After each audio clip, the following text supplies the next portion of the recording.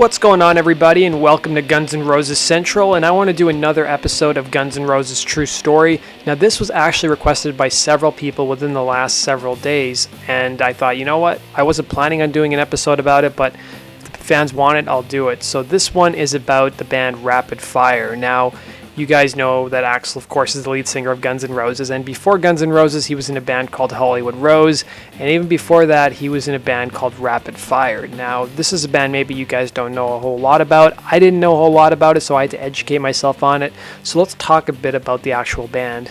So the band featured Axl Rose, Kevin Lawrence, Mike Hammernick, and Chuck Gordon. So Kevin Lawrence was the guitarist, Mike Hammernick was the bassist, and Chuck Gordon was on drums. So the band was actually formed in 1983. So Axl and Kevin Lawrence had actually met and decided to form the band Rapidfire. Now, the band wasn't really together for a very long time. In fact, just 3 days before the band broke up, they actually recorded an EP on May 25th, 1983. So the EP featured 5 songs, Ready to Rumble, All Night Long, Prowler, On the Run, and Closure. So if you guys want to listen to these songs, they're available on YouTube to check out. Now, while Rapidfire wasn't really together for a very long time, they were around for 2 to 3 months in 1983. They actually did win a Battle of the Bands at the now defunct Sunset Strip venue Gazzarri's, and of course, like as I said before, they recorded a 5-track demo. Now, while the actual demo tape that Rapidfire recorded wouldn't actually be released, properly or officially till 2014, there were plans as far back as 2004 to actually release these tapes. So according to Kevin Lawrence back in August of 2004, Rapidfire songs were currently being mixed and the CD was to be out by Christmas. So the tapes had been in storage for the past 20 years, and the tracks that were going to be transferred to digital at that time included Ready to Rumble, All Night Long, The Prowler, and On the Run. At that time, Closure wasn't listed on the actual track list. And a couple months later, or around the same time, the first photos of Axl in Rapidfire actually started to emerge online. At that time, there was a website called the AxlTapes.com. However, if you go to the website, it's no longer there. But back in 2004, the photos were actually listed on that website. And even though the album didn't come out in 2004, it was pushed to 2005. 2005 came, we heard nothing. And then in 2006, on February 1st, we got an update from Kevin Lawrence. He said that the actual plan was still to release the actual recording, and the tracks at that time were still being mixed in Los Angeles, and the CD covers were still being designed. And he even let it be known in 2006 that Axl wanted to stop its release. And according to Kevin, Axl's voice sounded a bit more like Rob Halford from Judas Priest compared to his Appetite for Destruction voice. It'd be years until we would hear any more news about Rapidfire, and then in 2013, Kevin Lawrence actually released a snippet from the actual demo. So it was a 54-second long clip of Ready to Rumble. It was recorded on May 25th, 1983, just 3 days before Axl had actually met Izzy at Rapidfire's final Gazzarri's show and left to form Hollywood Rose. And this was the earliest recording of Axl Rose that's ever been released. And in a 35-page essay entitled The Rapidfire Recordings, Kevin Lawrence's lawyer explains the history of the band and legal side of things and the potential future of the recordings at that time. So he said, the 5 songs I described are not available to the public. There was no website you can visit to download them. There are no CDs waiting to be shipped. Then again, that could change. At this point, I cast the decision out to anyone and everyone who has read my narrative and commentary and has an interest in what happens to the tracks laid down by Rapidfire in 1983. Speak up and speak out about what you would like to have happen. Kevin and I will listen and see what we can do. It wouldn't be until November of 2014 that Kevin Lawrence would officially release the actual Rapidfire tapes, and they'd be available for the entire public to listen to. For years, Axl Rose had wanted to stop the release of these tapes, and because Kevin Lawrence owned the copyrights and the masters and the photos and the performances, he basically had the right to release it. So when it was released, he actually called it Ready to Rumble, and it was marketed really as the first ever studio recording of Axl Rose. So around the time that the actual tapes got released commercially in 2014, he did an interview with Maxim magazine, and he talked about what it was like to play with Axl and be sued by Axl as well. So Kevin Lawrence made it be known that he gave himself until 25 to quote unquote make it, and he said when he turned 25 he just kind of quit his own band. So he talked a bit about how he also met Axl. So when he was asked, how did you first meet Axl, he said, we used to hang out at Troubadour and Gazzarri's all the time, and I just met him. We used to see each other around at the club and started chatting. I was the singer of Rapidfire before Axl, and I didn't want to sing. I just wanted to play guitar. We were a 3-piece. I was playing guitar and singing, and I always hated singing. Axl said he was a singer, and my first question was, do you have a PA? He said he did, and I said, come on out and audition. His PA never left our studio until he quit the band. Now, Kevin Lawrence also revealed that during the time Axl was in Rapidfire, he was still known as Bill Bailey. He hadn't yet changed his name to Axl Rose. However, at one point, Axl actually came to the band members of Rapidfire and asked if they could change the name of the band to Axl. And Kevin said he took that question back and thought about it, but in the end, they didn't end up changing the name to Axl. And he also talked about what Axl was like as a frontman. He said, I was with him his first time on stage.